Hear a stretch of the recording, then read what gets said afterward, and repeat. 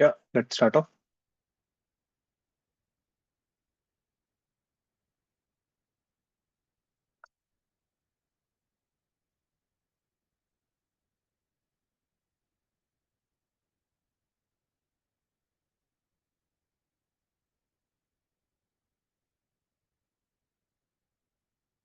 The last thing that we did was a helix.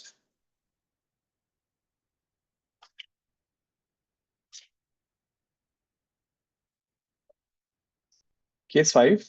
Now, what happens if electric field starts coming into the picture? Generally, electric field, we have like three major cases. Let's say E is not equal to 0. B is not equal to 0. The field is perpendicular to magnetic field, which is perpendicular to velocity. So all three are mutually perpendicular.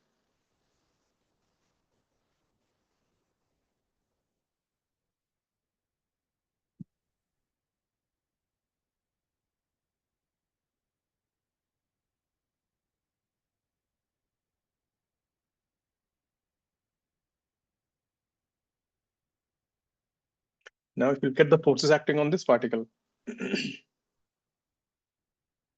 you will see the electric force will act in the direction of the electric field.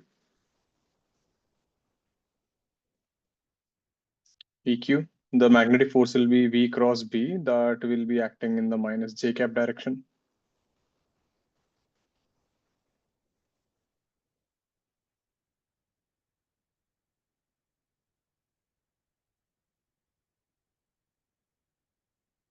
Now, for a special case, this will go undeflected.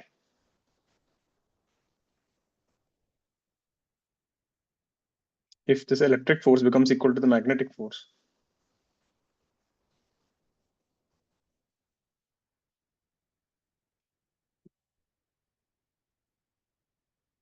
we end up with V is equal to E by V.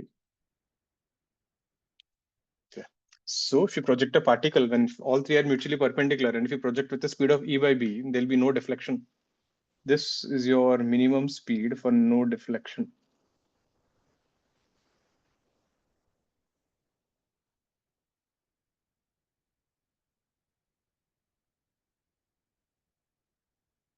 Later on, we'll see this. This is also called as a velocity selector. That means, let's say if you have particles which are going with different speeds, 1 meter per second, 2 meter per second, 100 meter per second, 120 meter per second, and so on. And if you want to separate the particles with a particular speed, the charged particles, what you're supposed to do, if you can maintain a E by B ratio, let's say 120 meters per second, the meaning of this is only the particles which are going with 120 will go in a straight line, everyone else will deflect. So you can particularly select a velocity for a different particle. So it's called a velocity selector. This is your minimum speed. Now, what do you mean by minimum speed?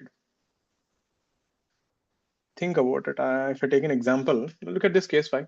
All clear with this page? So we have an electric force and a magnetic force, or both are balancing out. Now, if I take a case where, let's say, velocity v is this way,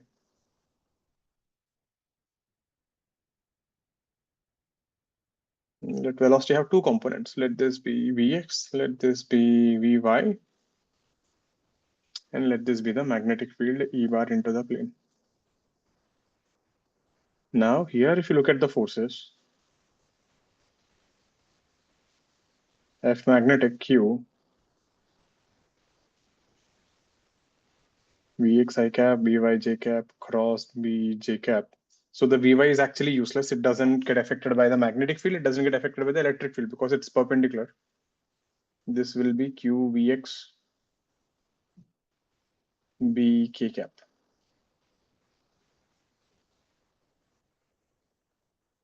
F electric will be QE minus k cap.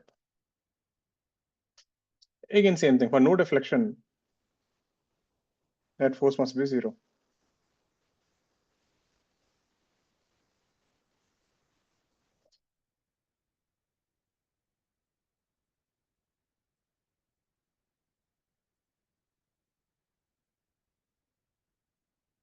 This is the same formula we derived, but This means Vy can be anything.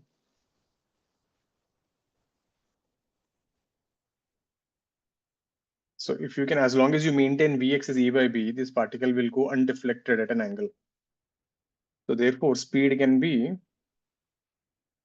greater than or equal to E by B. That's why we call this thing a minimum speed.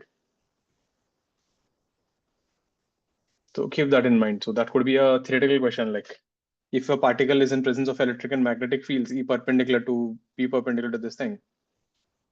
Right here, V is not perpendicular to B. And they ask you find the minimum speed, or they say the speed is, can the speed be double this thing? Yes, it can be double and it can still be no deflection. Clear this? Now, based on this, we have an experiment called Thomson's experiment.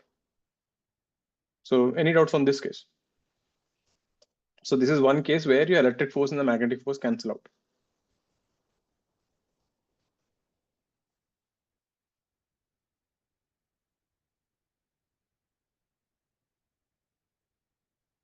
Then look at the experiment.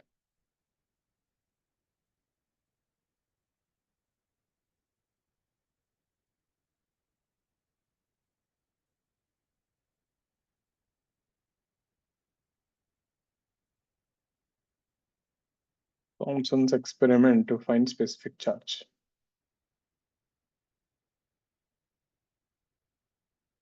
Ever thought about this? How did these people even find, mass and charge of a particles like electrons, whose values are like 10 power minus 27, 10 power minus 31? So most people think, being a scientist meaning you will discover stuff and all, but what you need to realize is it's mostly about, designing an experiment to figure out stuff. That is the biggest deal. Charge by mass. And from the experiment result, then you try to make assumptions out of it. Let's see the setup, how it looks.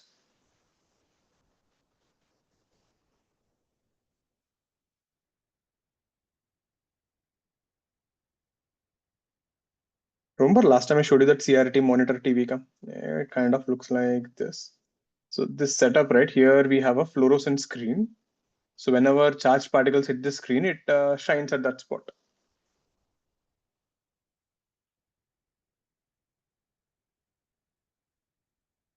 And let me just write a screen. Here we have parallel plates.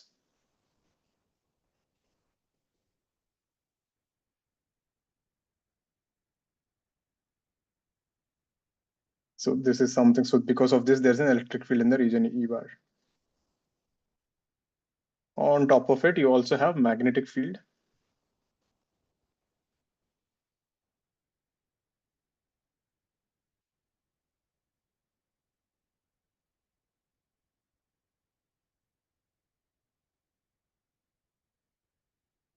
So here you have some kind of a source.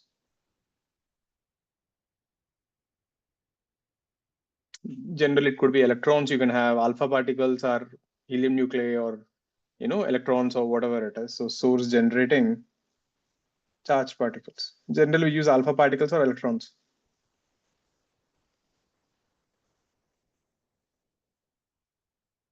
If you take a polonium source, polonium is a radioactive substance which emits actually alpha particles.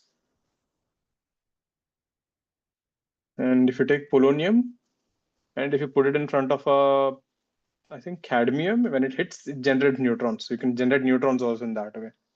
But polonium is one radioactive source. And here the electric field between the plates E is nothing but the potential difference by distance between the plates. So that means you can control the potential difference by changing the voltage. Magnetic field is in your control. That also you can adjust by changing currents. Now, one thing that you don't know here is this source, when it is generating charged particles, with what speed are they traveling? That is something we don't know. So these charged particles which are generated,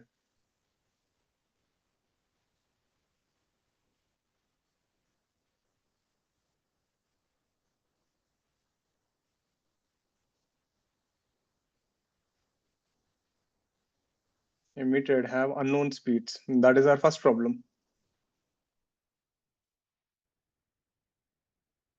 because they're coming out of the source, they're coming with different speeds and all. So I have no idea.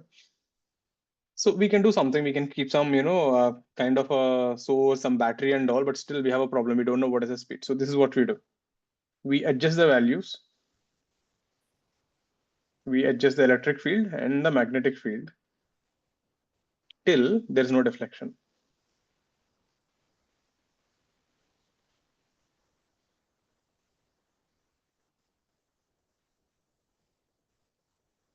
So we will make it hit exactly at the center.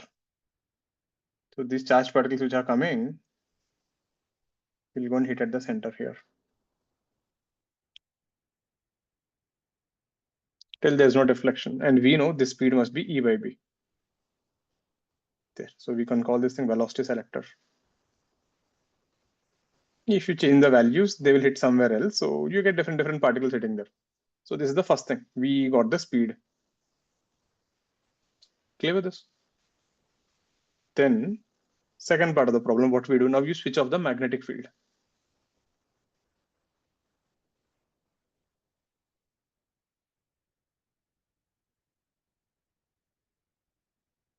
Switch off the magnetic field and the electric field still be there.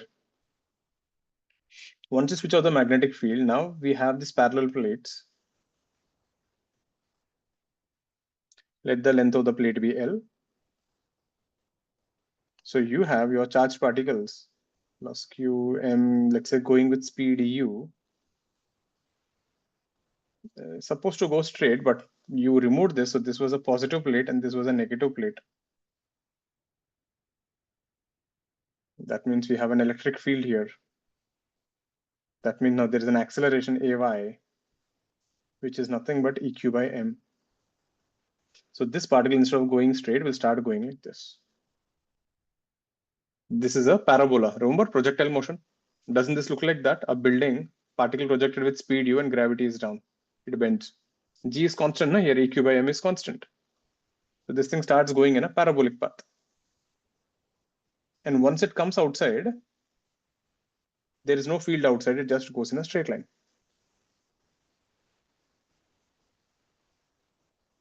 So between the plates,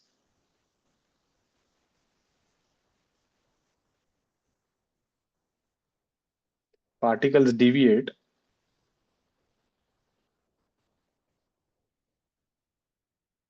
Basically, it's like a projectile motion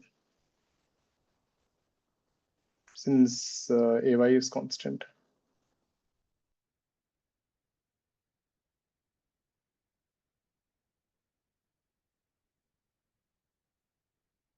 And once they're out, it just goes in a straight line. And let's say this is your screen here.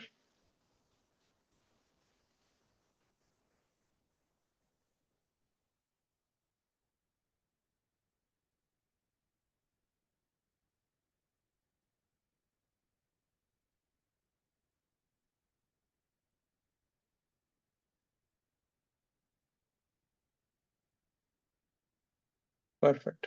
So at this point, when it is coming out, this will be your deviation y. This was the previous center O. Let this distance be x. Let the distance be capital D between the plates in the screen. So I know capital D. I need to find y and x. And then here we know the length horizontal is x. Length is equal to u into t. So from here we get the time taken to cross the plates. Because the horizontal speed is constant. And in this direction, sy is equal to uyt. It's completely a kinematics again, half ayt square. There is no vertical component here, so this will become y coordinate is equal to half eq by m. Time will be l by u whole square. There you got your y coordinate. At this point here, you'll have two velocities. One is your vy, one is your vx.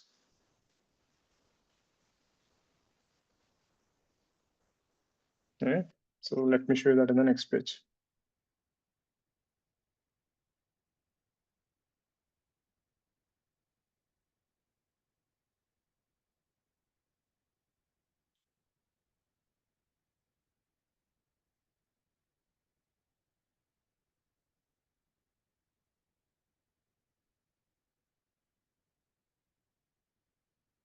So at this point here, you have Vx, you have Vy. So when this thing goes in a line, if I extend this angle will be some alpha.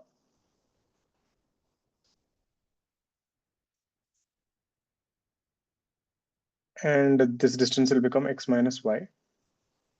And that is capital D. So we get tan alpha will be x minus y by capital D. But I also know tan alpha is nothing but Vy by Vx. X ka value I can measure from the experiment where it is hitting on the screen. Y ka value I know from here, which is EQL square by 2mu square by capital D. Vy is nothing but initially it is 0, so it is ay into t by this is 0. Substitute the values, x minus EQL square by 2mu square, d by u, ay is EQ by m, t is L by u. There, you know everything from here. You can just get q by m from here and shift everything that side. There, that's how you find the ratio of q by m. Some other experiment, if you can find a q, I'll get mass of an electron or mass of a proton or whatever. Again, listen to the whole story what we did. So you had two parallel plates, you connected with a battery here. So this thing had a plus voltage, this had a minus. So initially when you're sending them, they are going with different speeds. I don't know the speed. So I adjusted the value of B ka value and E ka value so that it goes in a straight line. From there, I found the speed E by B. Then I switched off the magnetic field. The electric field is still there. So what did that do? The particles that are coming in a straight line, it started bending them like parabolas. After coming out of the plate, it just goes in a straight line. So this point becomes a straight line. So it will hit the screen somewhere here. I know where it will hit the screen. So from this position, I know this distance is x. That can be measured from an experiment. This deflection will be y. This I need to find that y will be equal to half ay t square. Ay is nothing but eq by m. From there I got y ka value. So from here, if I drop a perpendicular, so this distance will become x minus y, and this is capital D. This angle is alpha, which will be Vx and Vy. Since there is no horizontal acceleration, Vx will not change, Vy will change. Vy is nothing but Uy plus Ayt. But initially there is no vertical velocity, so it is simply Ayt. So from there I got tan alpha. And then you equated them, you ended up with Q by L. Is the experiment clear, everyone? So first thing is the velocity selector, then a parabola, and then a straight line. So it becomes all kinematics once after that. The reason why we switched off the magnetic field and not the electric field is because if you had a magnetic field, then you know, right, this thing will start going in a circular arc. It won't be a parabola. Electric field acceleration is constant, so it is more easy to deal with. And voltage is in your hands, so you can keep controlling it. Clear with this? This would be a case 5, and yeah, also an experiment. So whenever they generally use electric fields, this is one of the case where they cancel out. All clear with the process? Next thing.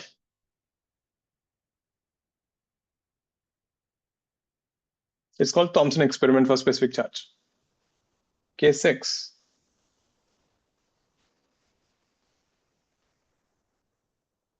This kind of actually case 4 only. Let's say you have a field and all, and you also have an electric field. So what we do, we can split this into two velocities, v sine theta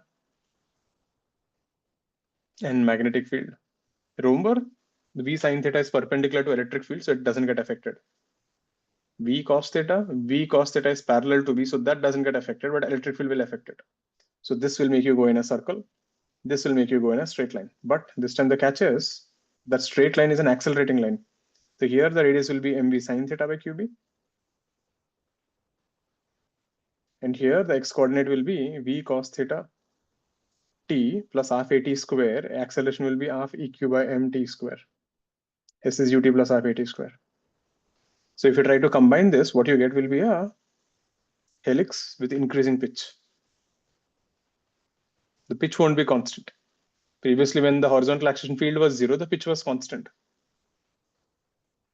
This is a helix with increasing pitch. So this is kind of case 4. Only the x coordinate will get affected. The y and z coordinates will come same. This is another way of asking, when you put an electric and magnetic field in the same direction. The previously they're perpendicular, here they're in the same direction. Clear with this? So whenever you deal with these forces, right, electromagnetic forces, normally you are not supposed to study only electric force or only magnetic force. That will start giving errors. Like if you remember that story which I told you in the beginning, if you ask person A what force you're saying, he will say electric. If magnetic, if you ask B, he will say electric. So that means, like I said, both are actually same kind of forces in different forms. So we have a more generalized formula for this. We call it Lorentz force.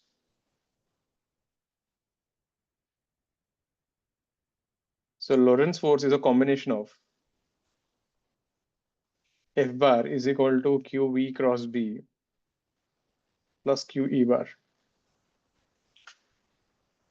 This is your magnetic force.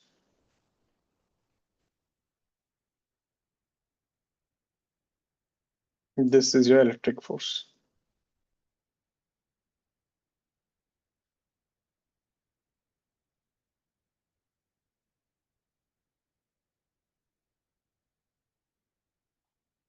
So whenever you study electromagnetic forces, you should take a combination of both of them together. Because what happens, some cases, in some frames, if you see only magnetic force, there, you might get wrong answers. Maybe third law, Newton's third law won't be valid sometimes because you're seeing only a part of the force. So always, whenever you study electric and magnetic, always try to study them together.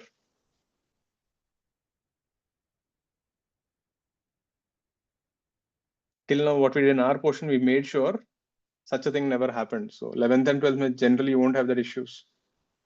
But once you go to higher studies, and if you're taking MSc physics or something, no one studies only electric or magnetic field. You have to study both of them together.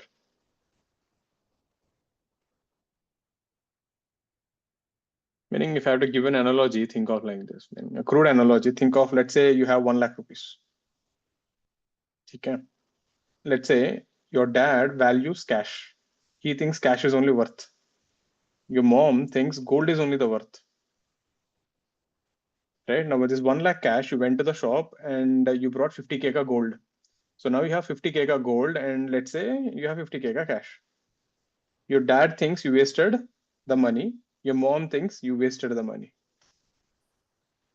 Both of them will think you wasted it, right? You ask your mom, what do you think? Why did you waste? Why do you have cash? You should have brought all the gold only. Dad will say, why did you buy gold? It is already increased. It will fall now.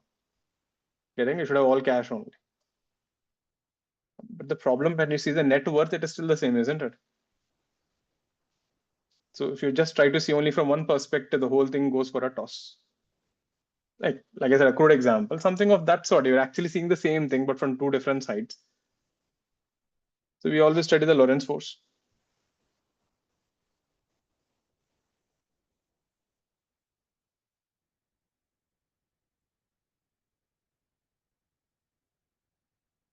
I found a video, remember that wire ka thing which I was saying, case 2, case 3? That actually you can explain with relativity. I saw that last year. I think it is still there, that video. I'll send it after the class. You can check it out. So that guy actually explained some stuff pretty nice. But yeah, for understanding sake. So just watch that and don't go too deep into it. You're interested, you can do that in engineering. So Lorentz force obeys Newton's third law. There's no problem with that. But in certain cases, if you choose only electric or magnetic force, Newton's third law will fail. Like I said, because you're not seeing the total force together, you're seeing only part of it. Lorentz force will always obey Newton's third law, but only electric force and only magnetic force sometimes will fail. Later on, I'll try to show you a case.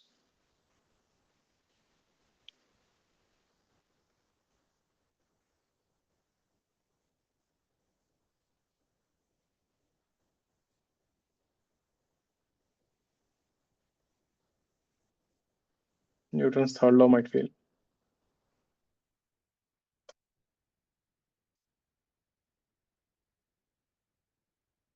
What is Newton's third law? Equal and opposite forces. That might not happen. Clear with this? Now you can say case 7, or there is another way of putting a field. This would be a proper advanced paragraph question. So let's see that.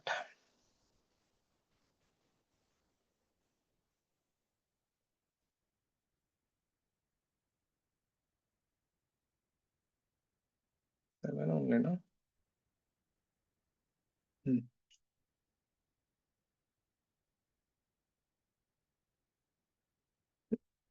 We have X and Y. We have a magnetic field B, and we also have an electric field E. And this time you take a charged particle and keep it at the origin. Plus Q, mass M, particle is at rest. So initially V is 0. So magnetic force is 0. But there is an electric field. So what will happen? It will try to go up. The moment it goes up, it will gain speed. The moment it gains speed, magnetic force will come. So something will happen. So first case, draw the trajectory. So how will the path look like?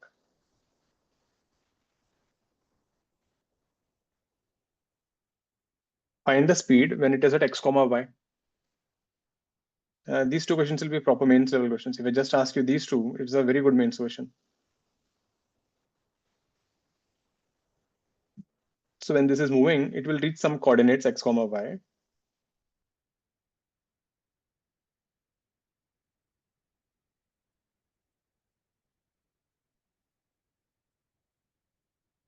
The third, find the coordinates at time. This suddenly becomes an advanced question.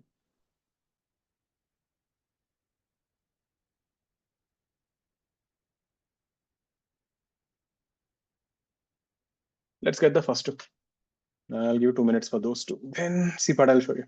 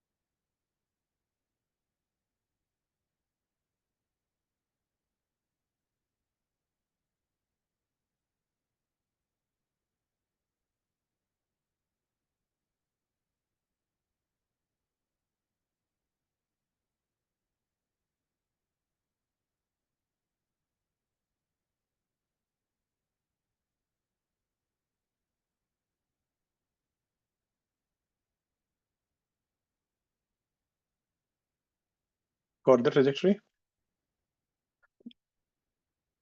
What about the speed? Look at the trajectory, how it goes. So initially your speed is 0, so there is no magnetic force. So let me show you, it would kind of look like this. This is how it looks.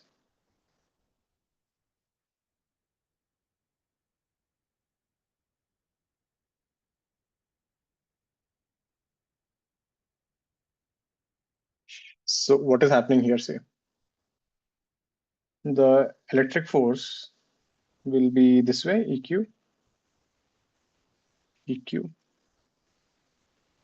EQ.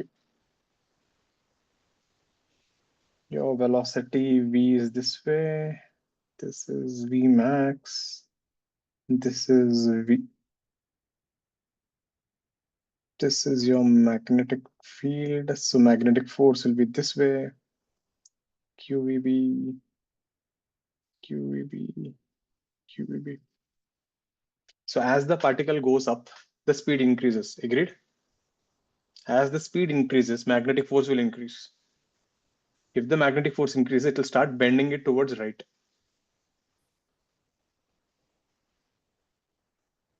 So as y coordinate increases,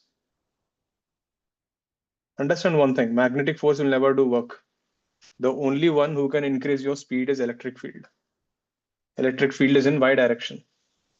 That means whatever speed you gain will depend on work done by electric field. So we can do that question also. So if you take the coordinates as x comma y, the work done by all forces is change in kinetic energy. There are only two forces here, work done by electric force and work done by magnetic force.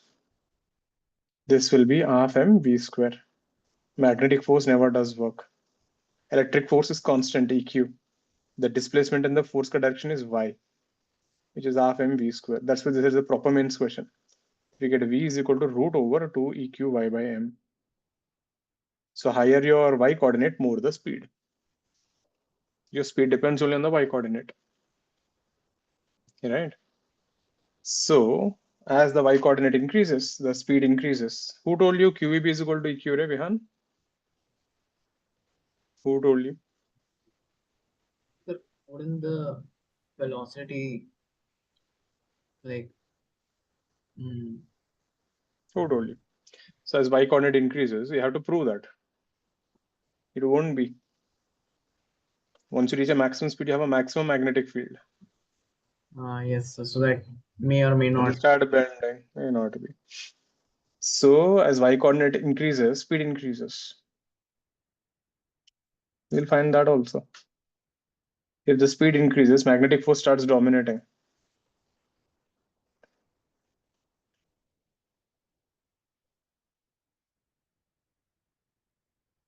Right? F magnetic will increase and it will start bending it towards right. Now, as it starts bending, it will turn back at some point.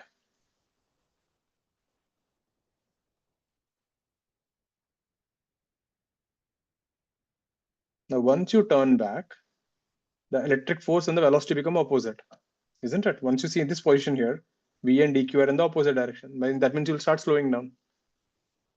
And eventually you'll stop on the x-axis again because work done by electric field will become zero. Change in kinetic energy is zero if you come back to the x-axis. You can't cross the x-axis and go below. Particle comes to, turns back.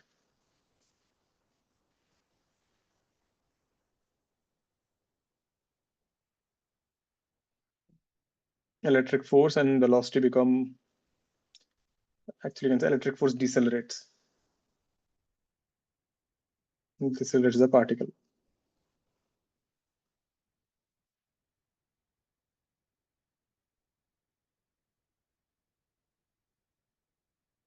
And eventually it stops at x-axis and continues again.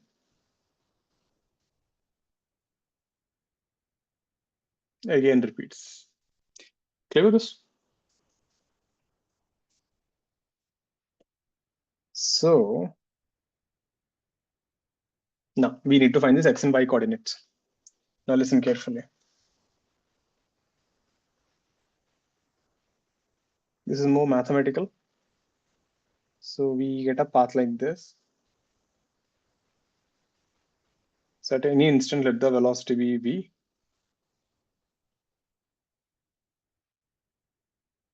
Magnetic field B, and this is E. Let velocity be Vx I cap, Vy j cap at time t.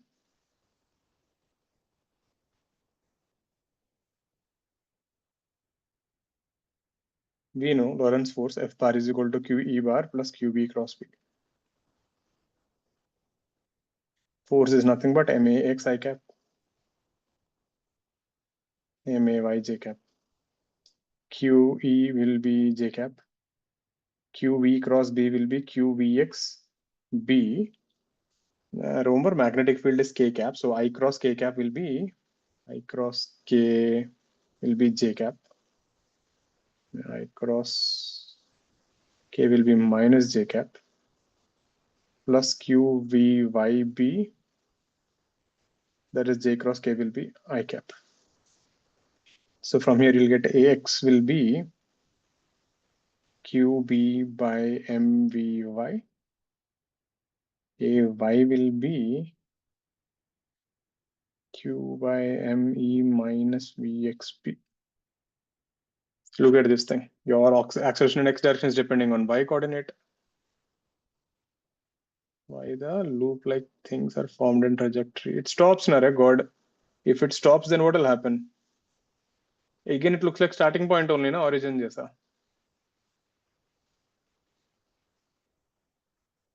Ansh. I will look like that. I agree, but I agree that it'll look like origin only, but ठीक है तो बता ना यहाँ पे क्यों अभी क्या करेगा बताओ. If you come to rest now, what will happen? It will just stay there. नहीं, but shouldn't it go backward like हाँ वही बोलो ना, बता ना, फोर्स का डायरेक्शन देखो ना. ऊपर F इलेक्ट्रिक लग रहा है. हाँ, मैग्नेटिक फोर्स किस तरफ होगा? लेफ्ट में होगा ना? लेफ्ट में होगा. चेक करो. लेफ्ट में होगा तो यहाँ पे लेफ्ट में क्यों नहीं था? डोंट इमेजिन थिंग्स रे, कैलकुलेट एंड सी. लेफ्ट में होगा वेलोसिटी v और b इस तरफ, फोर्स किस तरफ होगा? अच्छा, उधर भी है. अच्छा है. तो b एवरीवेयर मतलब तेरा लॉजिक मतलब, हाँ मतलब ऐसा ड्रॉ करना है क्या मुझे?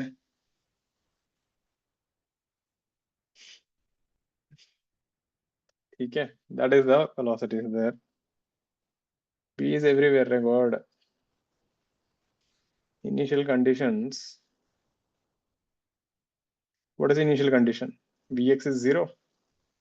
Vy is 0. Ax is 0. There is no magnetic force. Ay is eq by m. Initially, there is only electric force. Check out this page. This page is physics. If you got till here, I think physics part is done. Now comes max, how to solve these equations. Any doubts on this page?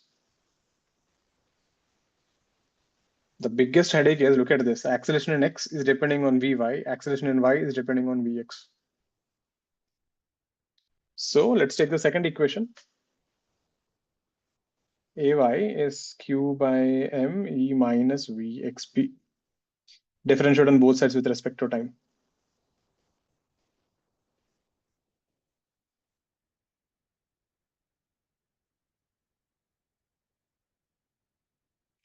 This is day, so this will become double differential d square vy by dt. This will become q by m minus dvx by dt. But what is dvx by dt? Minus qb by m ax. But what is ax? Ax is qb by m vy.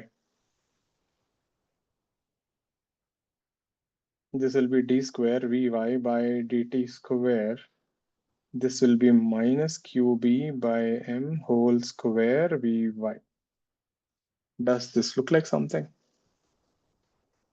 This looks like d square x by dt square is equal to minus omega square x. It looks like an SSM ka differential equation whose solution is x is equal to a sine omega t plus phi. Max doesn't care what you want to call it. In place of x, you have vy. So that means the solution will be vy will be equal to v naught sine omega t plus phi. That is your general solution for that quadratic equation, where omega ka value is given by qb by m. So if I can find v naught, if I can find phi, my job's done. Then use your initial conditions. At t0, vy is 0. That means phi is 0. Perfect. So we got Vy is V naught sine omega t. If you differentiate this, you'll get acceleration Ay, which will be V naught omega cos omega t. But I know at t0, your acceleration Ay is Eq by m.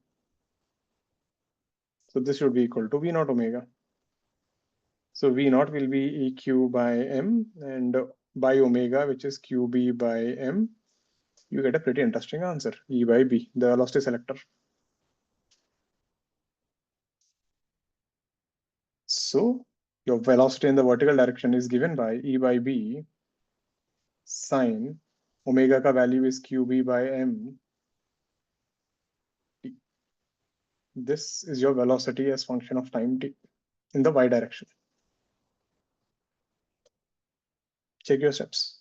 There, your SHM comes. The differential equation.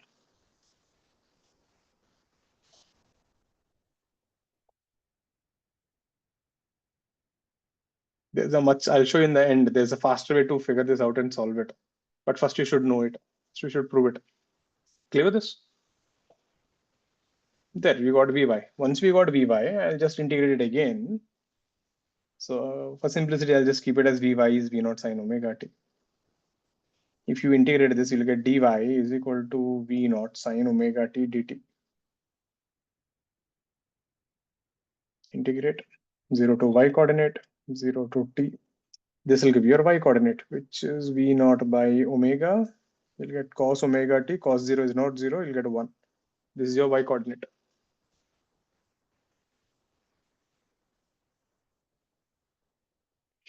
Then we also know ax is equal to qb by m vy.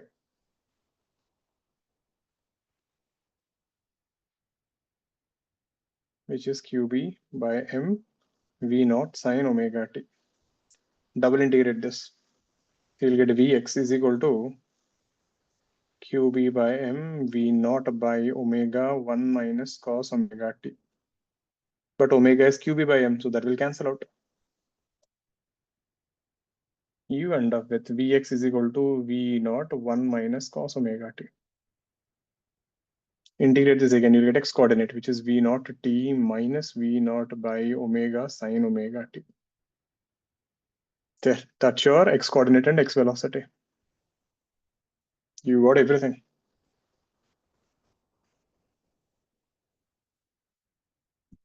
Now, if you notice something here, x minus v naught t whole square plus y minus v naught by omega ka whole square, you get v naught by omega ka whole square.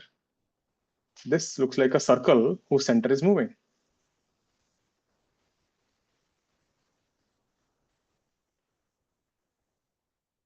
This is an equation of a circle.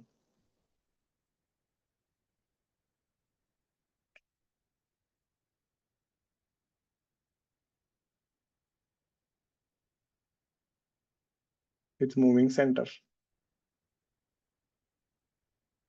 right? With speed v naught.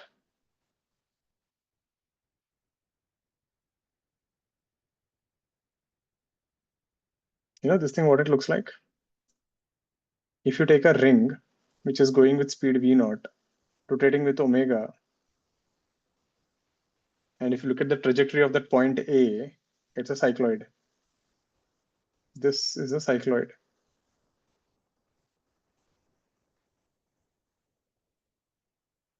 So this thing actually goes like this. Don't you remember? You have seen this kind of thing. We did this in kinematics. This particle is jumping like this.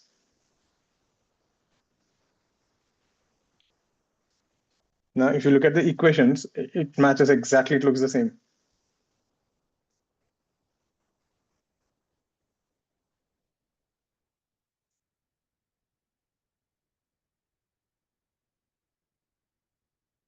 So if you can remember this, you can avoid all the integration and solve. So we have a ring which is going with speed v naught, rotating with omega, and it is easy to remember. See, what is v naught? V naught is velocity selector, E by B. What is omega? 2 pi by capital T. What is time period? 2 pi m by qb. What is omega? QB by m. Didn't we get the same thing? What is the radius of the circle? V naught by omega. So when this particle is going in a cycloid, this was the sphere. So I can ask you a lot of questions. What is the maximum speed of the particle?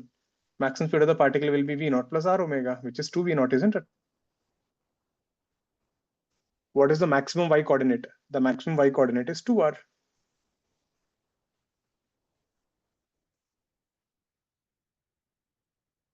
You're getting it? Literally, you can convert the whole problem into this and you can finish it off. Do you guys remember the distance traveled? 8R. Right? I can even ask you this thing. After what point it will go and land on the, what will be this coordinate? If this is your origin, what will be this point? Anyone remembers? Circumference, 2 pi r comma 0. That is the point where it will go and land on the x-axis.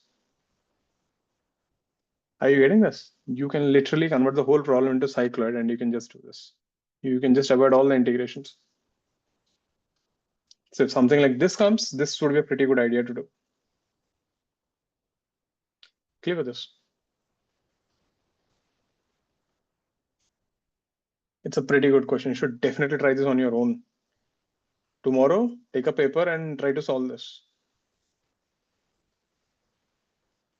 Now I can make it even more messy by giving initial speed u. What do you think will change?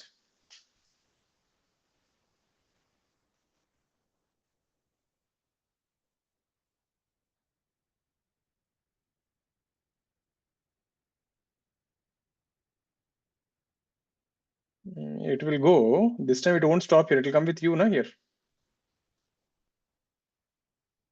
Getting it? And then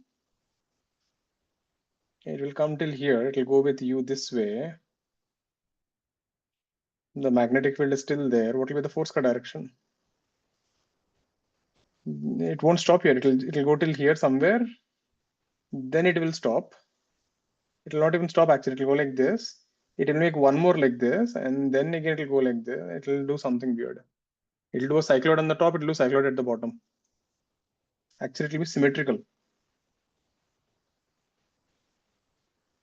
It will be that, and this will be symmetrical, and again it will do like this. Isn't it? If you go up with you, you'll do this. If you go down with you, you'll do the same thing down, na? Up and down will be symmetrical. Making sense? So yeah, it can get more complex. Clear with this? It's a good one. This will be a proper advanced problem. This is the things kind of thing they'll ask you. Electric field is again the velocity. सही बोल रहे हो. Because the electric field is opposite, it can't be symmetrical. It will make a big one here. It will slow down. It should stop, na? Yeah, it will stop.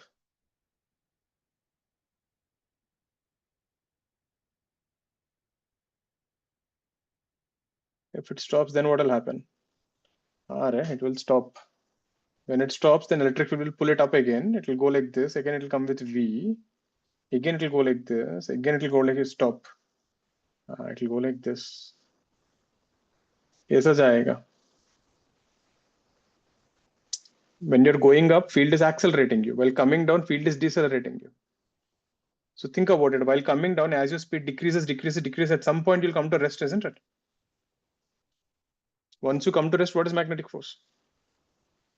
0. There'll be only electric force. So electric force will again take you straight, it will not even take you straight up actually, because again, magnetic force is there. This is messed up, right? It will be complex. It will stop. Then again, this will do some kind of a cycloid thing.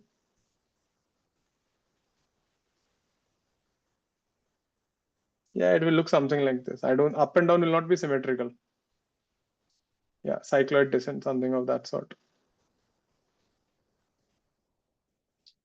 Origin will shift to where it stopped. You can think of like that. Origin will shift. This will be the new origin, then it will start again. It will be a little complex. Right, Guruji? It will not be symmetrical. because while going up, your speed is more, while coming down, your speed decreases. So it actually makes a smaller thing. No, not only the vertical component, now everything will stop. Because see, EQ into Y is half mv square, isn't it? Change in kinetic energy. So at that Y coordinate, you will stop. Let's say you come somewhere here, this is the Y coordinate. What is the work done by electric field? Minus EQy. What is the final kinetic energy? 0. What is initial kinetic energy? Half mu square. At this Y coordinate, you will stop.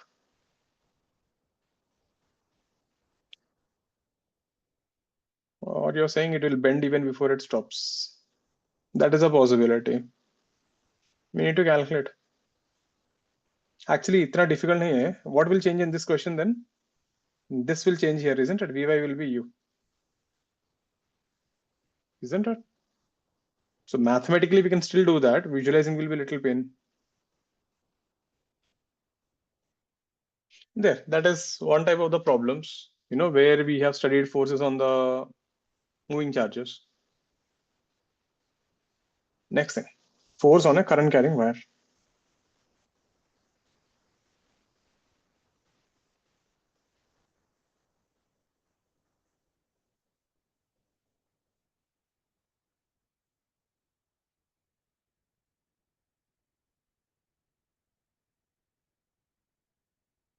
So if you put a current wire in presence of a magnetic field, how does that affect?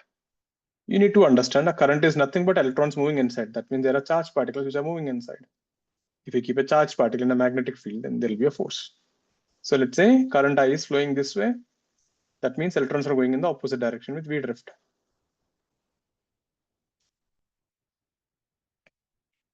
So if you consider force on one electron,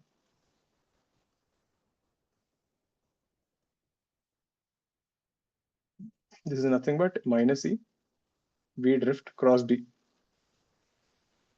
This is the magnetic force on one electron. If you take a thin segment dx, let's say dl, then the force on dl segment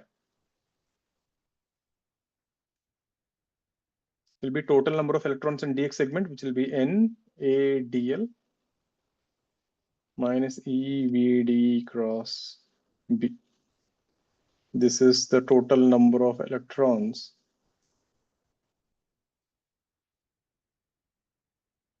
in dl. What is small n? Charge density, carrier charge density, number of electrons per unit volume. We did this in current electricity. Is the area of cross section.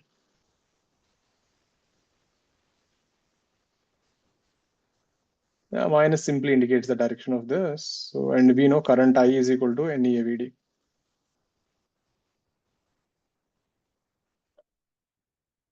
So if you combine this, the force on this DL segment will be NEAVD.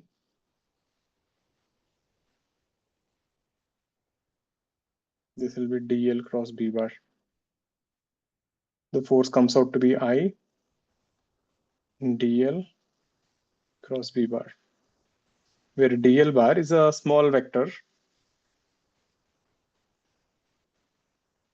This is a magnetic force on a DL segment.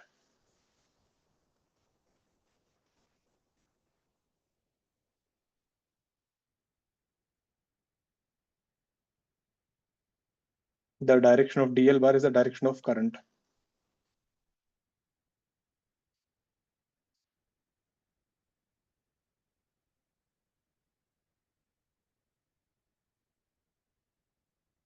There. This is your second formula. First was QE cross B, so we derived it from there only. So if you put a current carrying wire in a magnetic field, the force it experiences is I dl cross B. You can use the same directions. 3 fingers. DL will be the index finger, B will be the middle finger, thumb will give you the force. QV cross B, na V ka place mein DL came. Same story. You can put your hand on DL and rotate towards B bar. So V ka place mein DL is there.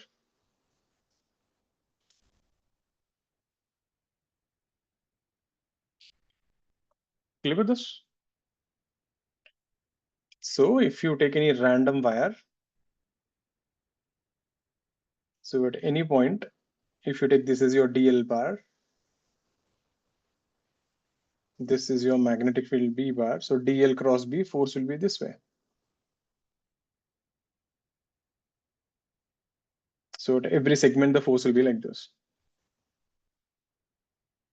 So if you take some random wire of this sort, let's say this point is A and let this point be B, carrying current I.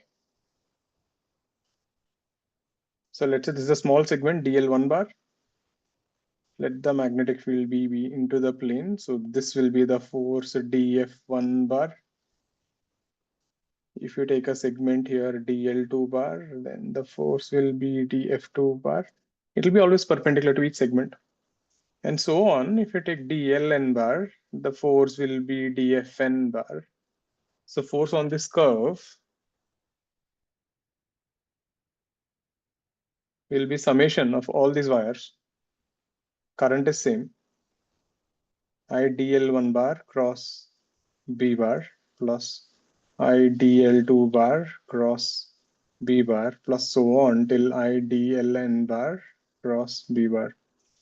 If you take out that common, you'll end up with DL1 bar, DL2 bar plus so on till DLN bar cross B bar. Do you guys remember polygon law of vectors? If you had a vector like this, the resultant will be from the end to tail. So here the end to tail will be AB bar vector.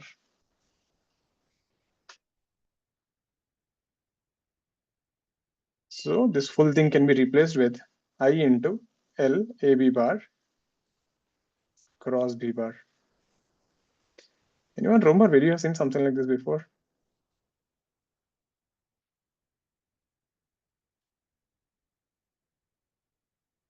Surface tension and projected length, right, Vihan?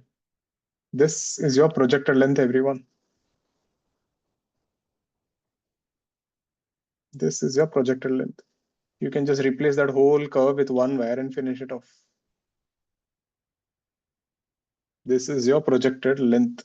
You have seen this in surface tension. Remember this derivation? We took a small segment DL1, DL2, DL3, DL so on. We got AB bar as projected length.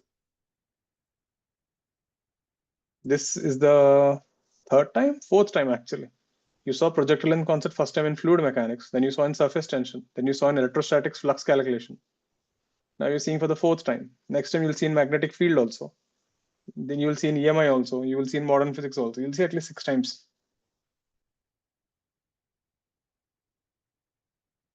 This is a projected length. Just be careful. This is valid only when B is constant.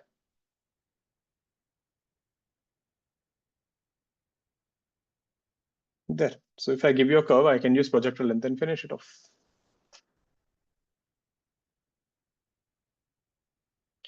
Clear with this? Let's see some questions on this. That's it. Concept-wise, that is the only formula we have. F is ideal cross B. And if you actually think about it, it looks like surface tension. See, F is equal to ILB. If I divide by L, you get I into B. Current is constant, B is constant. What is surface tension? Force per unit length. Do you guys remember the definition of surface tension? Force per unit length. Max doesn't care whether you want to call it as I into B or you want to call it as S. It feels the same. Sure with this?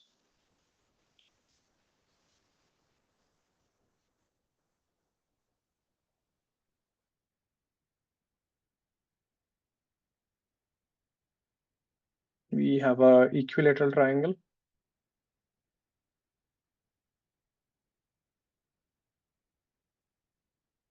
Side A, wires are made of uniform resistance.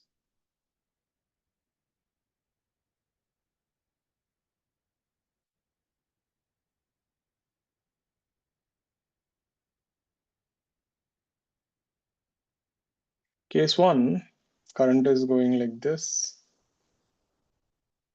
Magnetic field is B. Find the force on the triangle.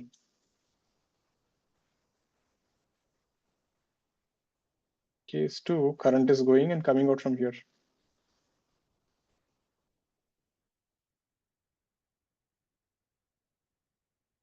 Find the force on the triangle.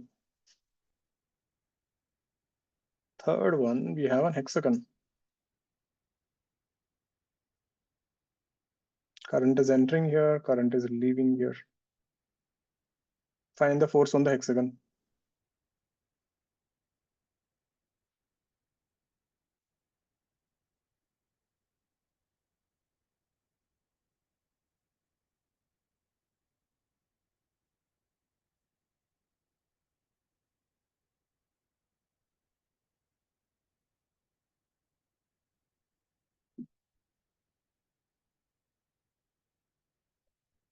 Let's get that. Get the first one, I'll give you a minute. You can do it normally. I'll also tell you a faster way.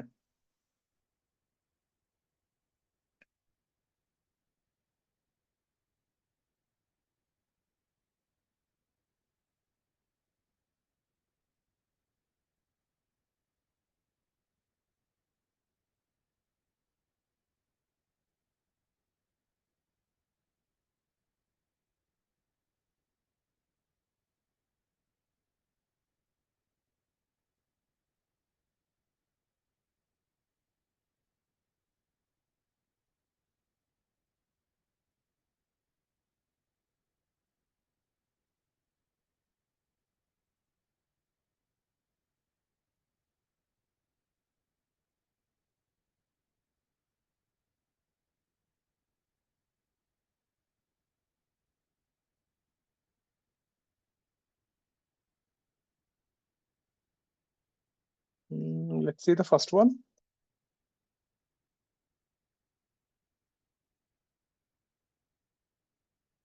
See, first one, if I want to do IL cross B, what are the forces? This force will be this way.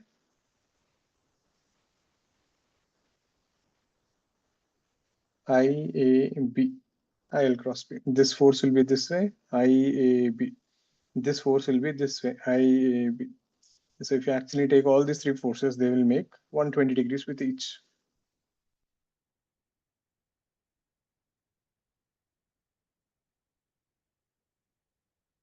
One twenty, 120, 120. Therefore, force is 0.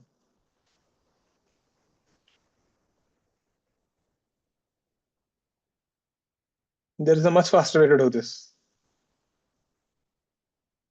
What is the projectile length of a closed surface? Again, let's ask you, let me ask you, what is projectile length? If you have an open curve, the line joining the two open ends is a projectile length. So if you have a closed curve, if you take 2 points, what is the distance between that same point? 0. So what is the projectile length? 0. So what is force? 0. Is that making sense? That means if you take actually any random curve, it doesn't matter. Current I is flowing and there's a magnetic field. Force on a closed loop is 0. Again, assuming B is constant.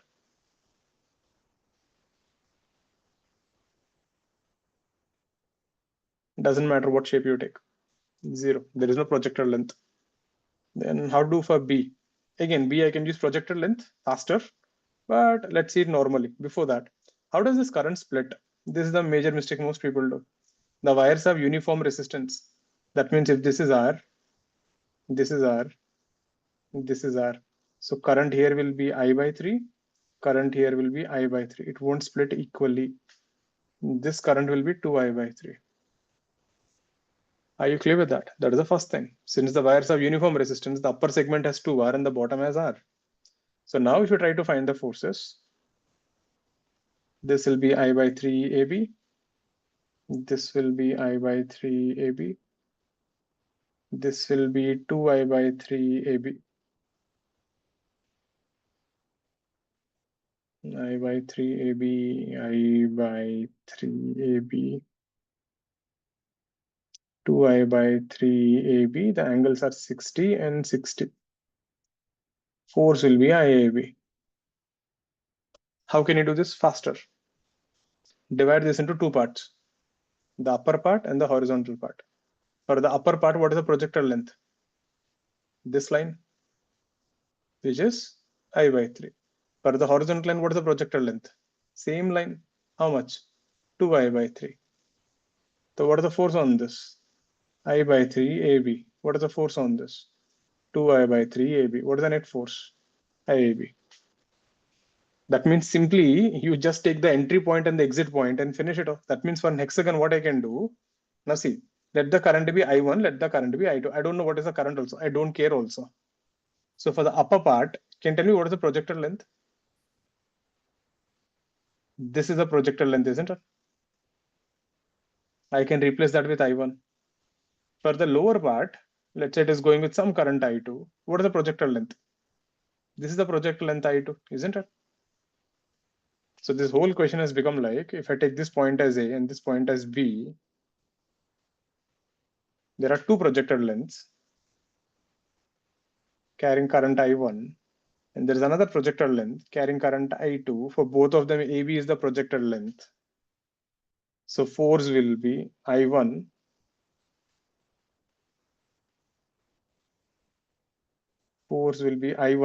plus I2, that AB bar vector cross B bar, which is I. AB ka length is how much? Root 3A B. Making sense? So what matters is only the entry point and the exit point. So there, this is how I can do. If you give me some random curve, and if you come and tell me current I is entering here and current I is leaving from here, forget about a curve. I can do even better. Let's say if you give me a disk, this is a random sheet, random metallic sheet. Now these currents will not go properly. The currents will go in some random directions.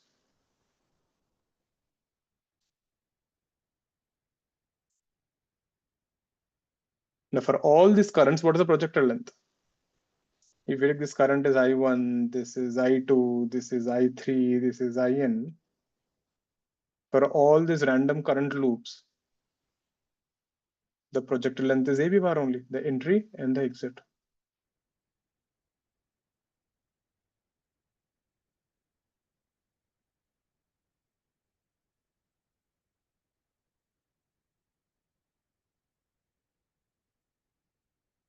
This is how they'll ask an advanced question. They will give you a disk, metallic disk, and they'll say current I is entering here and current I is leaving here. And they'll say current is going randomly. They'll ask find the force on the disk. Yeah, there is a magnetic field though. So the force on the sheet will be current, the vector AB bar cross B bar. That's it. So A and B is the entry and the exit point. Is this making sense, everyone?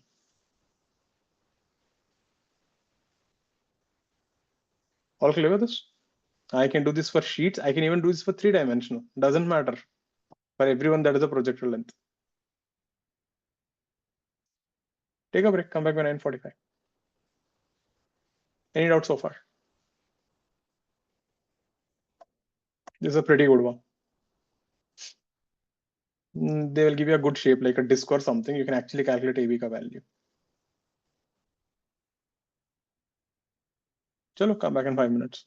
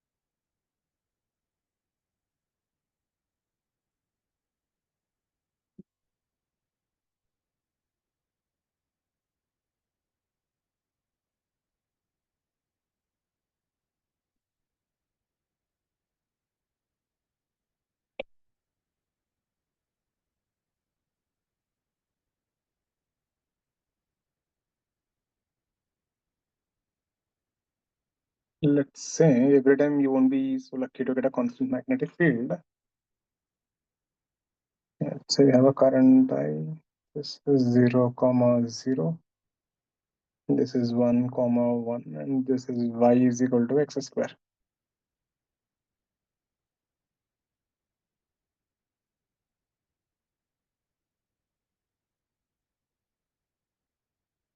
There.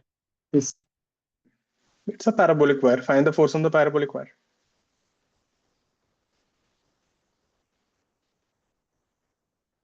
You can't use projectile length. B is not constant.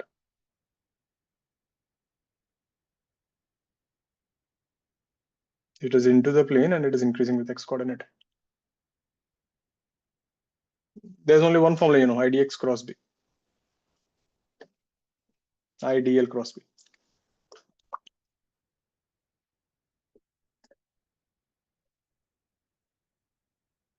Right, you got 2 minutes.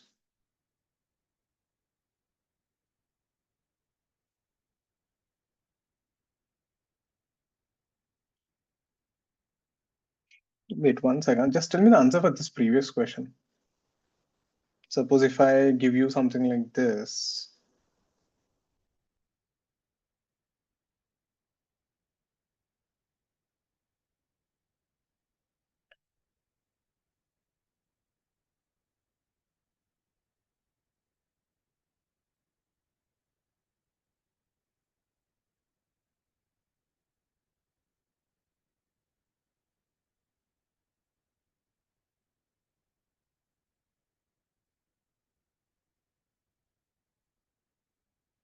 Something like this. What will be the force on this disk? Magnetic field is B and radius is R. Just tell me the answer for this. This is a pretty good question. This is how they'll ask in advance. It's not tough, but people will see this and first thing they'll get scared. So whenever you see something weird, the step 1 is don't panic. So what is the answer for this? Give me an I cap, J cap, na Purvaja. Vector form.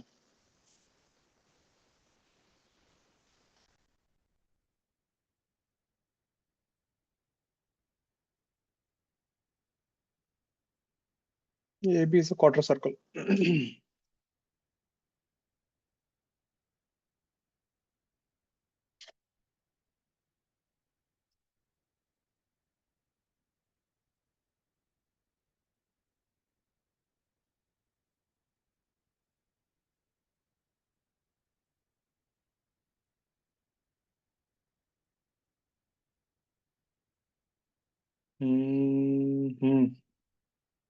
So you just take the AB, let the current be I, let the magnetic field be B. This length will be R root 2. So force will be I, R root 2, B. Direction is northeast, I plus J cap by 2, a unit vector, isn't it? Got this? Sorry, by root 2. Root to root will cancel, get IRB. Clear with this? So be careful. You can give any random shape. Most people will see this currents and they'll get scared like what the hell, how to do. It doesn't matter. Projector length. Now let's get back to this. We have a current carrying parabolic wire carrying current I, B naught X and 0, 0 to 1, 1. Find the force on this wire. Here you can't use projected length because B is changing.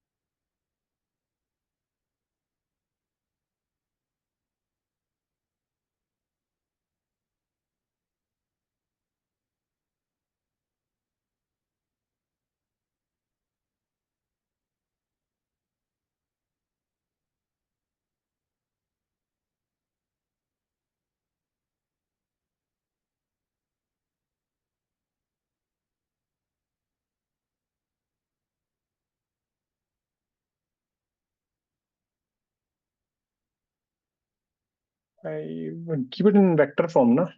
Maybe too near. Let's see. So take a small segment here, dl bar.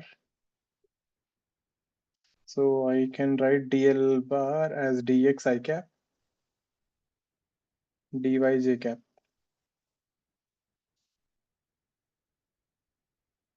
So the force on this small segment df will be current I, dx I cap, dy j cap cross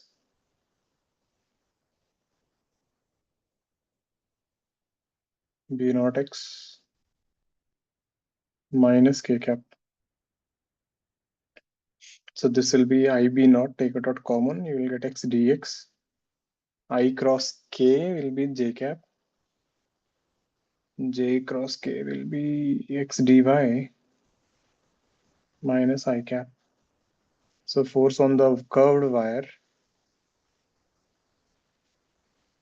will be ib naught integral x dx 0 to 1 j cap. X is nothing but root y, so integral root y dy I cap. This will be ib naught half j cap, that is 2 by 3 I cap. There, that's your answer. You find the force on each segment, then you integrate, right? You don't integrate magnitude of df. You integrate each vector component separately.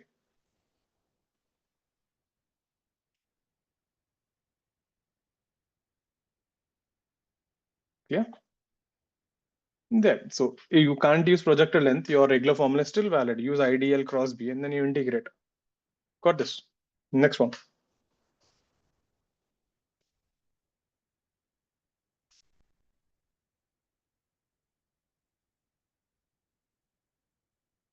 Let's say we have this is a top view.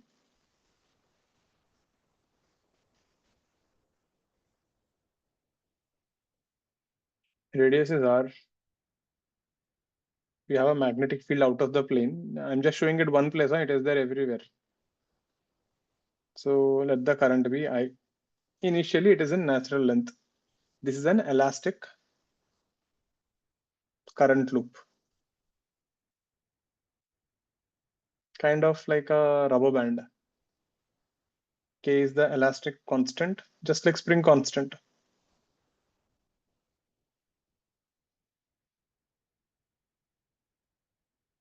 Means if I stretch this thing by some x, the force will be kx, the tension inside.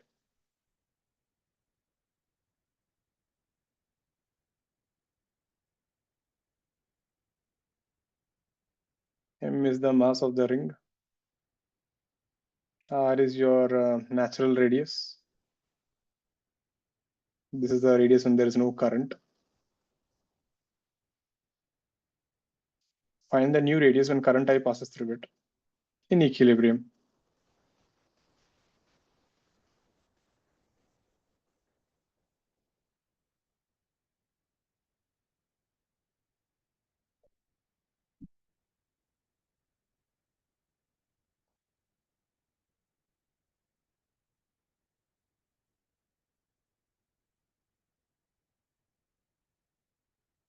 Find time period for small oscillations.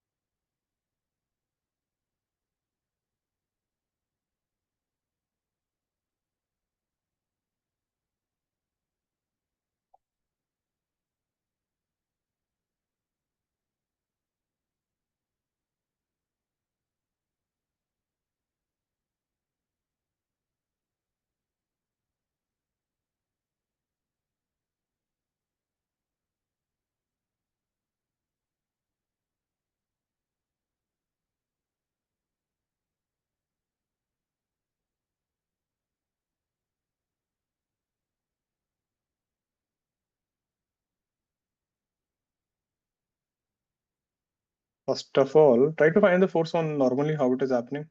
If you find the force, you'll get the forces like this, isn't it? The whole ring is trying to expand.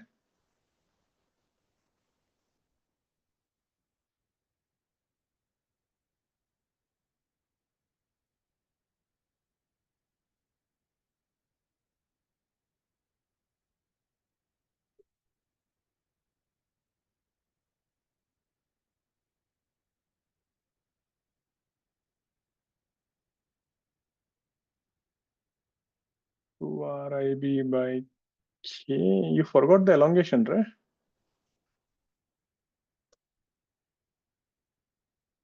See, initially it was like this. Now when it expands, it will become big. I'm exaggerating it. What remains same? The angle. So if you take a small d theta, this piece has become this now, isn't it? So let the new radius be r dash.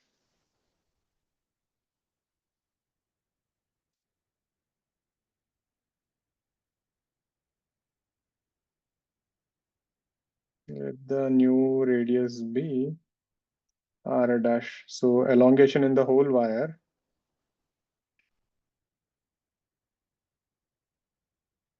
2 pi r dash minus 2 pi r.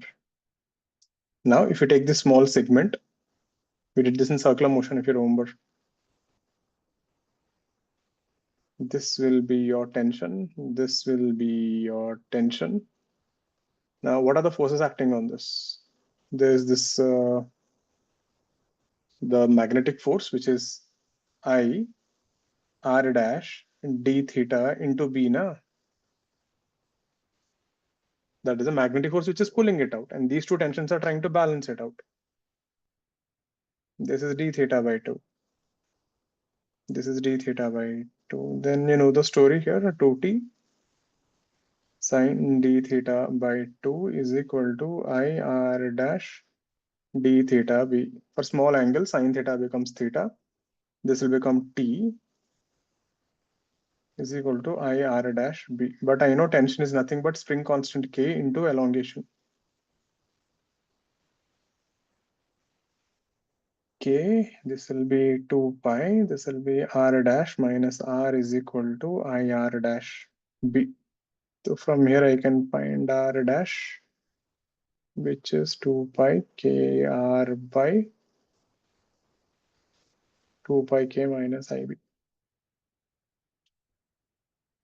Clear with that? That's your new radius.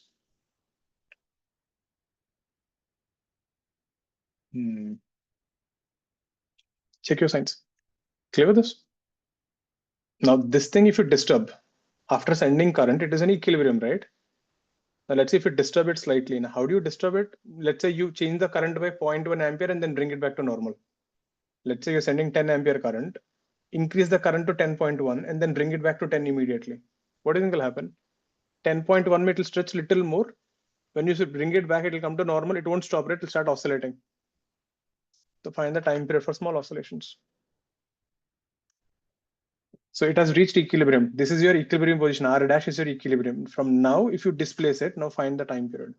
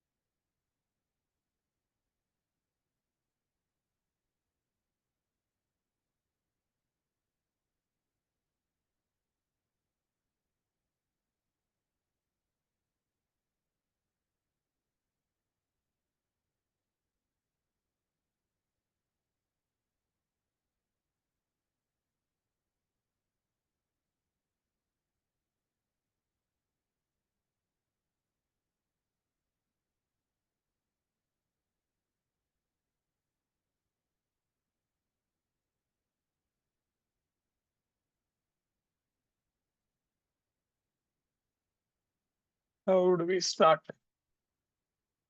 How do we start? From the equilibrium position disturbed by x.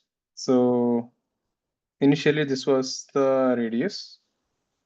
Then when you send the current, this red one is the new radius.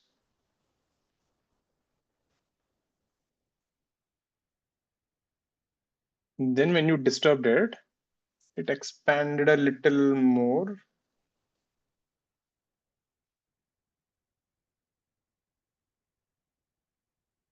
Let this be x. So let x be the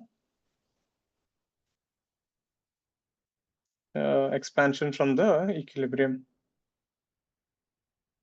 So the new radius is r dash plus x. So I need to find a is proportional to this x, isn't it? That is your SHM, isn't it? A proportional to x. So take a small segment.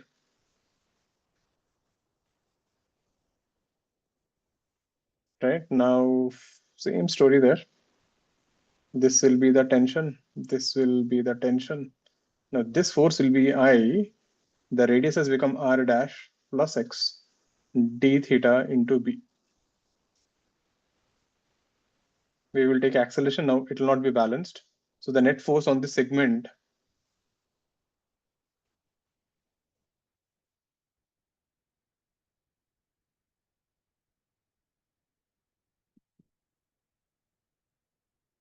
will be I into r dash plus x d theta b minus 2t sine d theta by 2. It's accelerating. This is equal to ma. What is the mass of this small segment? Theta d theta by 2 pi into total mass. And what about the tension? The tension is k into the initial length, which was final length is 2 pi r dash plus x minus 2 pi r. That is your elongation. Steps clear, everyone. Now bring them all together. So net force is equal to mass into acceleration. That will be minus dm into acceleration is equal to I into r dash plus x d theta into b minus 2t sine d theta by 2. dm will be d theta by 2 pi mass into acceleration. I'll try to keep it in r dash only. Let's see, I need to simplify that. D theta b minus, for small angles this will become d theta. So d theta goes off. This will be ma by 2 pi I into r dash plus x into b minus tension is this guy, which is 2 pi k into r dash plus x minus r. Perfect. And I also know something here. I know ir dash b is this. I know ir dash b is k2 pi. That thing will cancel off. Ir dash b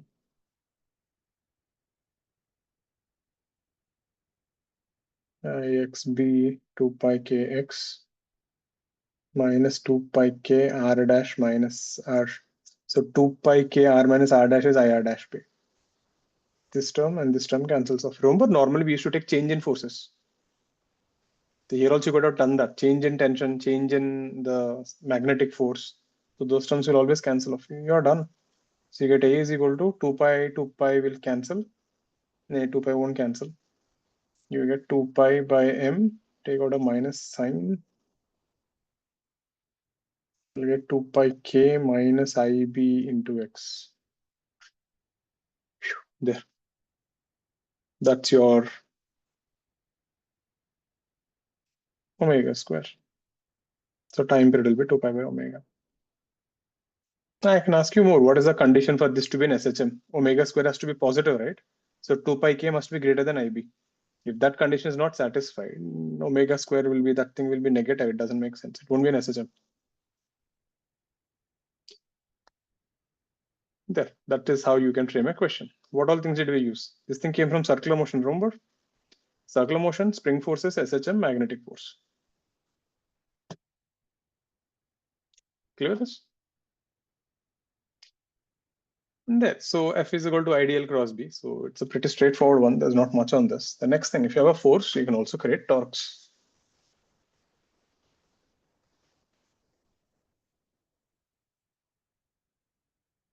Torque on a current carrying loop.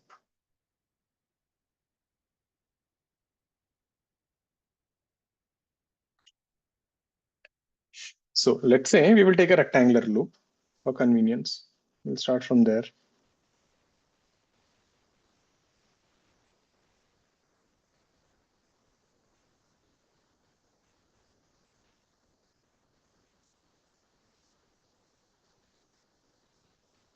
Let's say we have a magnetic field B, we have a current rectangular loop carrying current I. Let the length be L and let the magnetic field be B.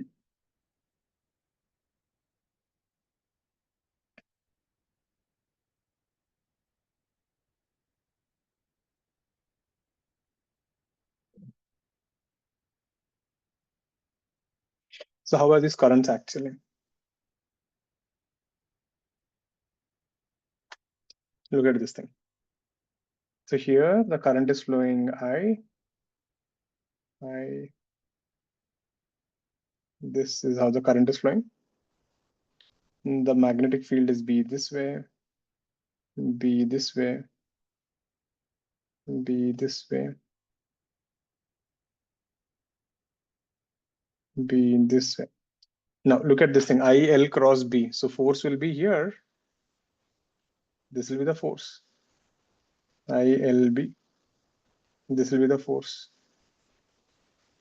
This will be IBB. This will be ILB. This will be IBB. Let's call it F1. This is F2, and this will be the force F2, which is ILB. Are you getting how the directions are? See, if you're looking into my screen, so this book which I have, so if you look at the side view, can you see? You can see only one line. Side view looks like this. So front view is something like this, a book. So current is basically flowing on the edges. Now look at this edge here. So here on this edge, the current is flowing this way. So remember the three finger method? So put your index finger in the direction of current. It's coming towards you, front. The magnetic field is this way. The middle finger is pointing right. You can see the thumb, it is coming down. So on this side, the force is acting down. On this side, the force is acting inside. On this side, the force is acting up. So if you look at this book, right, these two sides now are getting compressed. The book is getting compressed. And these two sides, this side of the force is up and this side of the force is down. Can you see how the forces are? So if you have forces like this, what will happen? This will tend to rotate, isn't it? So this coil, if you have forces like this, they'll produce a torque. They will try to rotate it. Are you guys able to see that?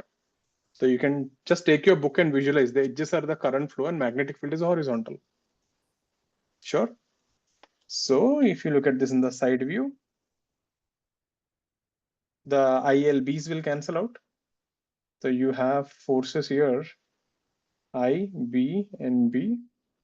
This is I, B, and B.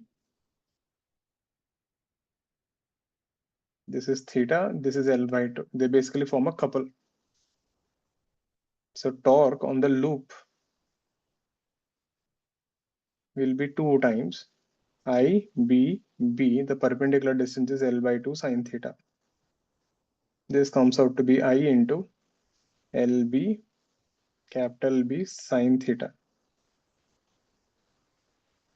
So torque on one loop is given by I into area cross B. A bar is your area vector. Are you clear with this? So this is for one loop. If you take for a coil, so torque on a coil will be capital N into torque on a loop. where n is the number of turns. So torque on a coil is given by NI A bar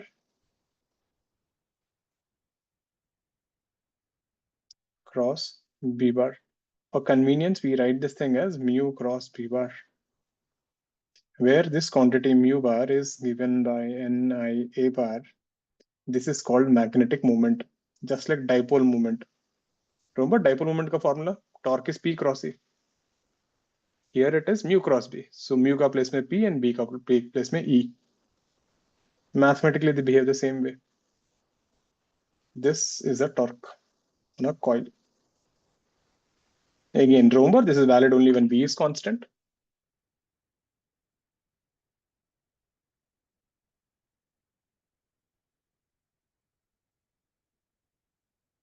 B is not uniform, you can't do this. So if you see, the force on a coil will be 0. Torque on a coil will be this. And what about this area vector? The direction of the area vector comes from right-hand thumb rule.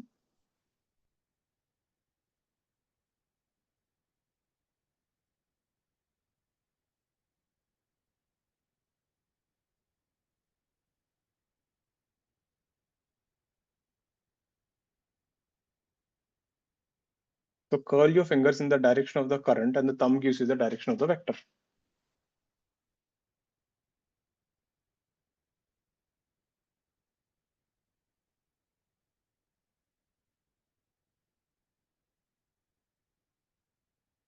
In magnetism, the only direction you have is always right-hand rule.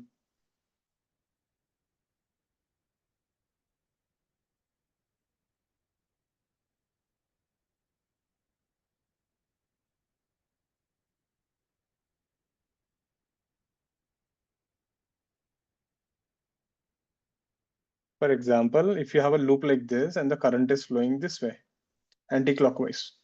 So use your right-hand thumb rule. So see, in your right hand, there are only two directions. You can make a fist, curling of fingers, and the thumb. There are only two directions. Circle, thumb. So your finger should go in the direction of the current. The thumb will give the direction. For example, look at your fan. How is your fan rotating? In case your fan is not on, so think of like this. Let's say if you are rotating like this, your left side to back, back to the right side. You're getting how is the rotation? Your left eye say back, back say to the right eye to left eye to back, and this thing. What is that direction? You're going like this, right? So if you take your right hand and make a fist, thumb will point up. Making sense? So use your right hand thumb rule. So for this guy, the direction will be out of the plane. This is your area vector. Making sense? If you have something like this will be out of the plane. So area vector ka direction is perpendicular to the plane. A cross B, cross product we did that. Clear with this? Similarly, if you have torque, then we can also get work done.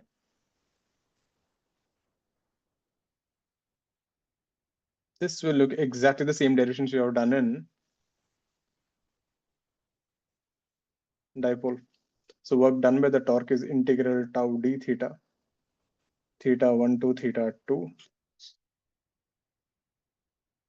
This will be mu b sine theta d theta, theta 1 to theta 2. This will be minus mu b cos theta 2 minus cos theta 1. If the coil is rotated slowly, the change in kinetic energy is 0.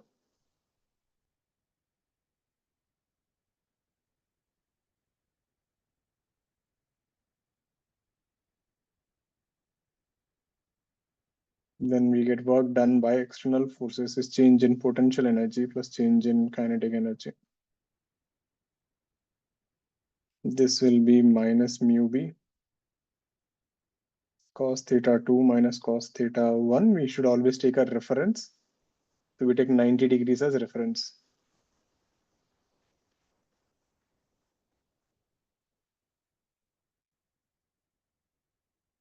That means u of 90 degrees becomes 0. You end up with the potential energy formula u of theta is minus mu b cos theta, which can be written as minus mu bar dot b bar. I hope you can see the resemblance. This is the potential energy. So we saw in electric dipole,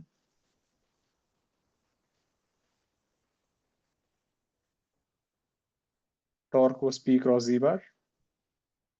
The potential energy was minus P bar dot E bar. Remember? Same formula. P का place में mu and E का place में B. Got this?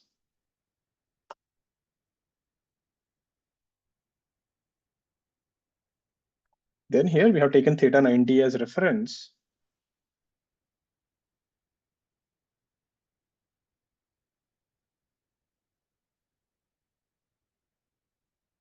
Let's say this is mu bar, this is mu bar, this is mu bar. This is B, this is B, and this is B. So here you're taking theta is 180 degrees. Torque is 0. Potential energy is plus mu B. This is an unstable equilibrium. You displace a little and this whole thing will rotate. Here theta 90. Torque is maximum. Potential energy is 0. This was your reference. Here theta 0. Torque is 0. Potential energy is minimum. This is stable equilibrium. And the moment you hear the word stable equilibrium, meaning SHM can come.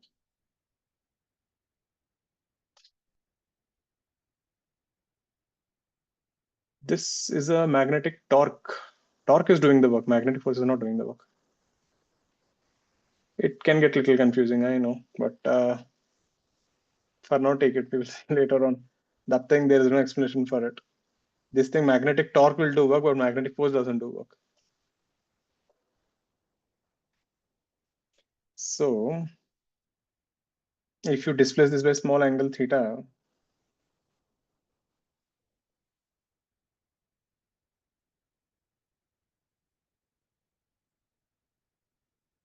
so we know torque is equal to minus mu b sine theta. This is I alpha is minus mu b theta. Alpha is minus mu b by I theta. There, your time period will be 2 pi root over I by mu b. Do you guys remember this? We have done this in electrostatics.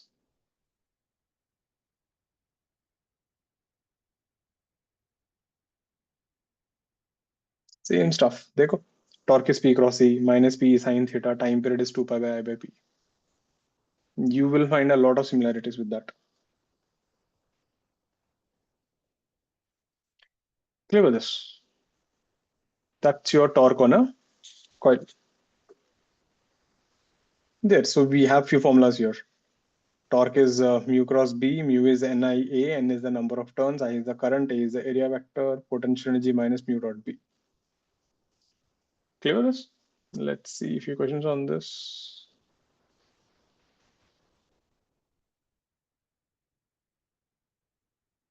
Next thing. Behan, you're not listening when I'm speaking, then that's a problem. I said magnetic force doesn't do work, but magnetic torque can do work. I never said magnetic torque can't do work.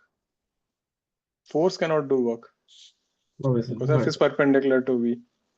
Torque is not perpendicular to anything. yes. For example, see, if I take something like this, let's say if a body is having F and F, what will be the work done by the force? Like really zero, but it's rotating. Torque is doing work here. Yes. Kind of like that. You can, because if you see the net force acting on the body is 0. Displacement of the body is 0. Yes. Got it. Like I said, I know it can get confusing. We'll not get into that. There are multiple ways, they use different things to explain that stuff. These chapters headache is that only. It goes beyond our thing. Someone is really keen on it, you should do MSc Physics, which I won't suggest for now. Let's do a question. There, so we are playing with that mu. So let's see that. Let's say you make 3 rings.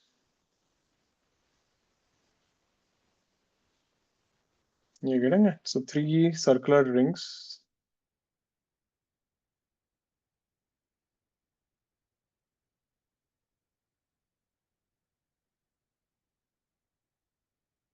Along xy, yz,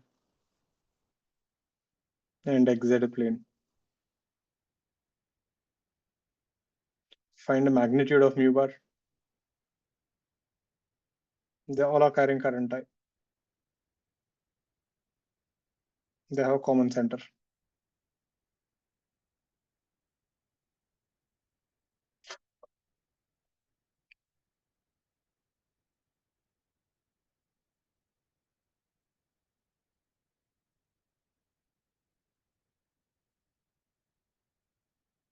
We have a 1-turn ring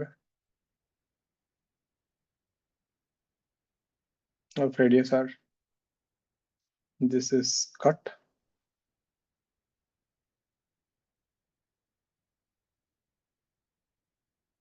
Rewound to n turns. I think someone made it like this. Multiple turns.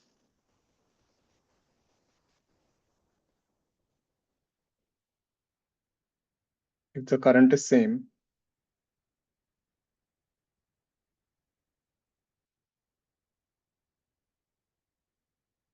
find ratio of magnetic moment.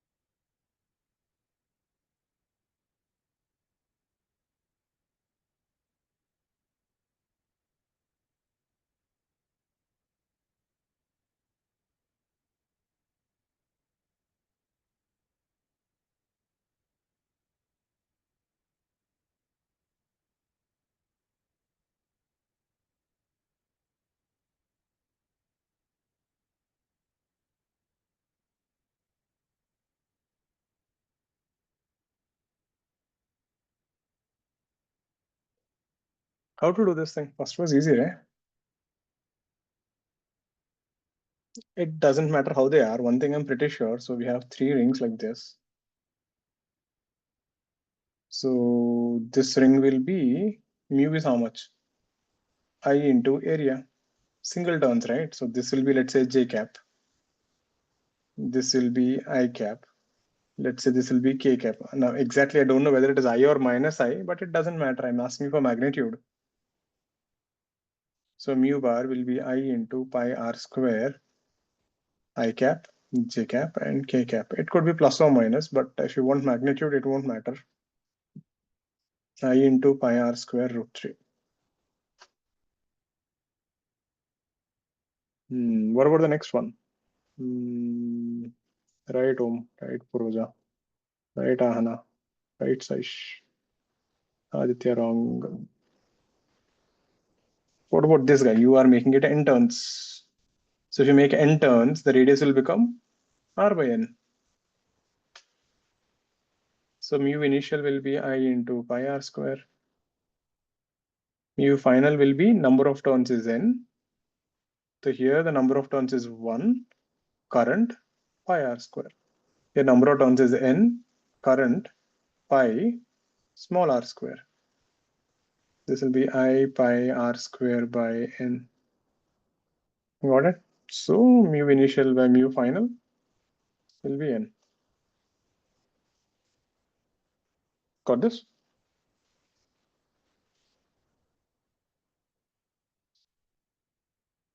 Suppose if I give you like this, these are some good ones. So what if the loop is not in the same plane, but it is bent?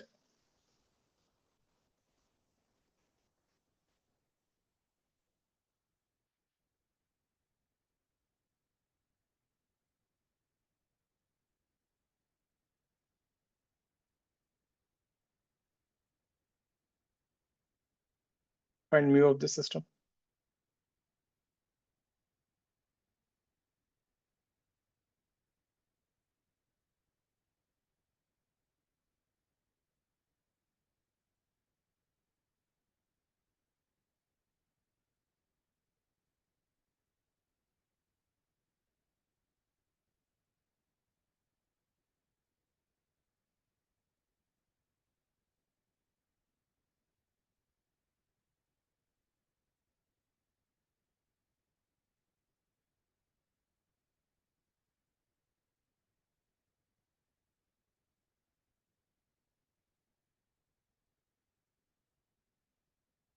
How do you handle these things?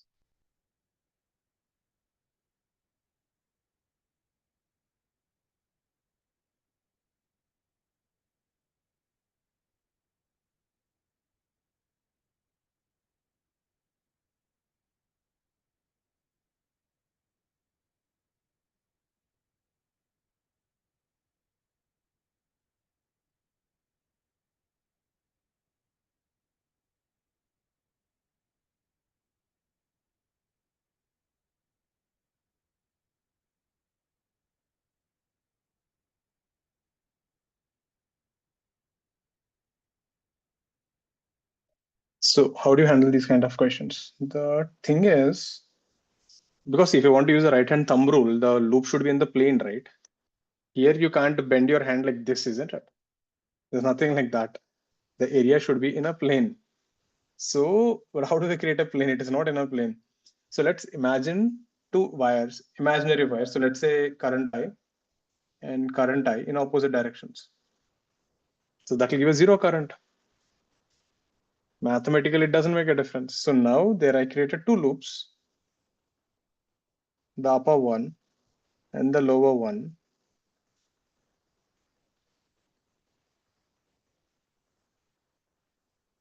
So give one green wire to this guy. The important thing is this, make sure you're using both the wires. And then give one to here, and there your problem is solved. So this guy will be up, which is IA square j cap, and this guy will be this way, IA square I cap. Therefore, mu of this system will be IA square I cap plus j cap. Now, can you do something similar with the cube? We got a cube there, and see how the current is flowing. It's in 3-dimensional. It's not a loop in a plane.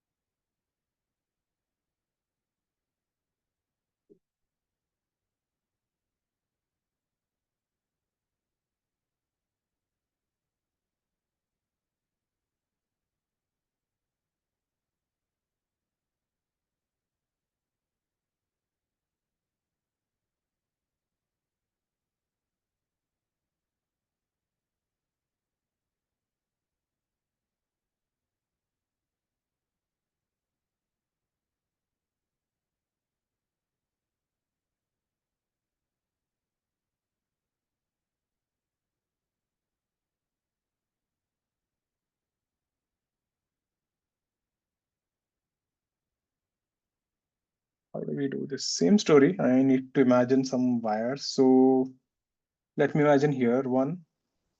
Let me imagine opposite again. So two green wires. Let's say two black wires opposite. Let's say two sky blue wires here. So totally imagine 6 wires. Now be careful, you have to use all of them. So when I take this one, I will use one black wire here. I will use one green wire here. This will be IA square I cap.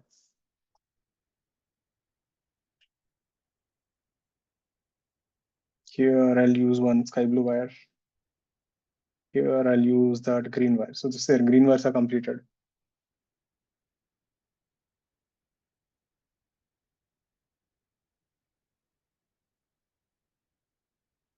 This will be IA square J cap.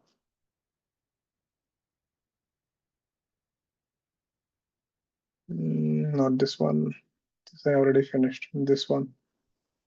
Remember, you can use one wire only once. Not this one. This one. We're still left with one black wire which is going up. That is used. We have one blue wire which is going left. There. Perfect. This thing will be this way. IA square K cap. There. That's your answer. IA square. I think I gave all directions reverse now.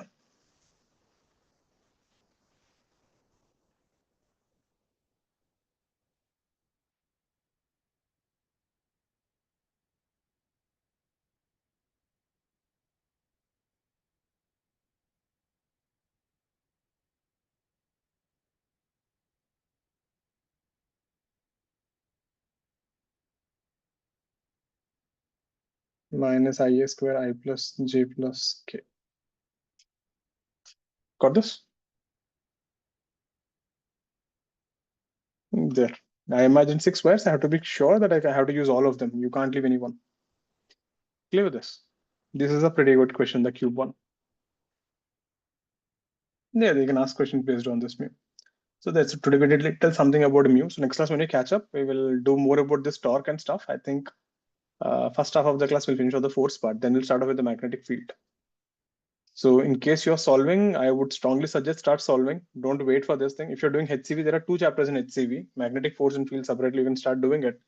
Or if you're doing a booklet or whatever, start doing it, because these are small chapters. I'll get over in another 2.5 classes or something. But quite important. Okay, with that, we'll wrap up for the day. We'll catch up again on Friday as usual, continue from here. So any doubts in the class notes, anything else, stay back, or feel free to leave.